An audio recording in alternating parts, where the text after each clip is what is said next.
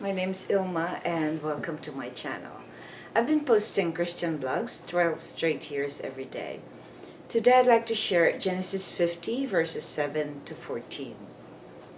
Here's the word of God. So Joseph went up to bury his father. With him went up all the servants of Pharaoh, and the elders of his household, and all the elders of the land of Egypt, as well as all the household of Joseph, his brothers, and his father's household. Only their children, their flocks, and their herds were left in the land of Goshen. And there went up with him both chariots and horsemen. It was a very great company. When they came to the threshing floor of Atad, which is beyond the Jordan, they lamented there with a very great and grievous lamentation, and he made a mourning for his father 7 days. When the inhabitants of the land, the Canaanites, saw the mourning on the threshing floor of Atad, they said, "This is a grievous mourning by the Egyptians." Therefore the place was named Abel-mizraim. It is beyond the Jordan. Thus his sons did for him as he had commanded them, for his sons carried him to the land of Canaan, and buried him in the cave of the field at Machpelah, to the east of Mamre, which Abraham bought with a field from Ephron the Hittite to possess as a burying place. After he had buried his father, Joseph returned to Egypt with his brothers and all who had gone up with him to bury his father. Genesis 50 verses 7 to 14. Here's the poem I wrote inspired by those verses. The burial of Jacob in Canaan. After Joseph's body was embalmed by the Egyptians' physicians, and they have grieved and mourned for 70 days, Joseph and all Pharaoh's servants, his brothers, and his household, they all went to bury Jacob as he requested in the field of Machpelah. Because the Canaanites witnessed the grievous mourning of the Egyptians, they called the burial place Abel-mizraim, which was beyond the Jordan. Here's my commentary. In Genesis 23, 9 to 17, we can recall how Abraham purchased the field of Machpelah to bury Sarah.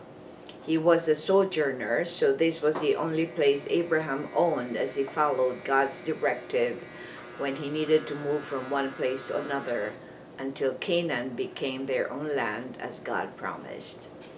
It was here that Isaac, Rebekah, and Leah were also buried. That's in Genesis 49 verse 31. So it was understandable that Jacob requested that he be buried there as well. The Canaanites witnessed the honorable burial that Jacob was given. Reflection. Why do you think this burial of Jacob was so honorable? Well, we know that Abraham was chosen by God to be one of the patriarchs of the Bible and of the whole people of God. So in Jacob will be the third line after Abraham, then we have Isaac, and then Jacob is the third line.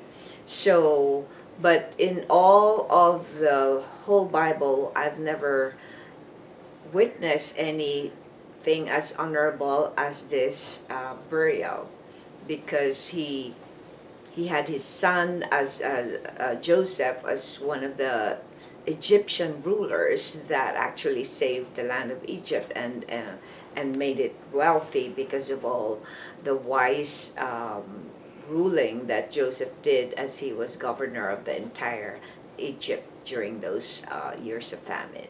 So it was obviously God's hand that made this burial very honorable, because he honors his promise to his people, and Jacob is the third line of Abraham that he promised the covenant promise of God that he will give the land of Canaan to them. So it's interesting that he probably we don't know when until we go to that verse that tells us when they will finally get the land of Canaan. That's after Joshua.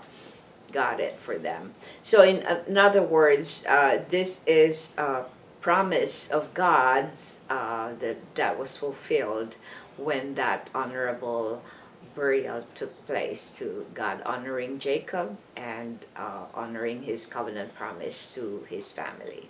Thanks for watching. I hope you check my website at ILMA'S.com for artworks, photographs, and a copy of this blog. Please subscribe to my channel on YouTube so I could make more videos and give you the Word of God. If you haven't already, I have over 3,000 videos I've done. All these 12 years I've been doing this daily.